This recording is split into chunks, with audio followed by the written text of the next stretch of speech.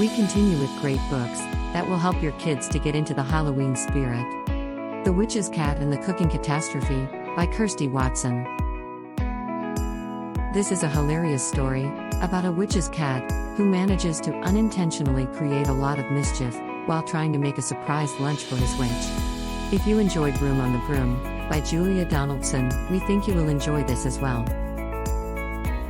The Graves Family by Patricia Polacco. The Graves family is a wonderfully quirky and loving family that has just moved into a new house in Union City.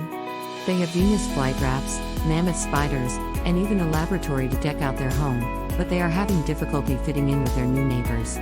Will they be able to find a way to get their neighbors to like them? The Girl Who Drank the Moon by Kelly Barnhill. This is the story of Luna, who was accidentally given the gift of magic when she was fed moonlight instead of starlight by a kind witch named Zan.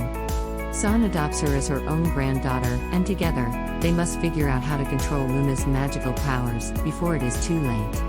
A Newbery Medal winner. The Haunting of Hill House by Shirley Jackson. This classic gothic horror story has been adapted into 2 movies and a Netflix series. A genuinely creepy tale that follows 4 people trying to scientifically prove if hauntings are real by investigating Hill House. If you like the books, don't forget to share and like. Hit the subscribe button below to be notified about great new books. Let us know what you think about the books by leaving a comment below or suggest future books. Give your kids an edge with professional individual teaching. Visit our website saraswatination.com for more information about our favorable prices and professional services.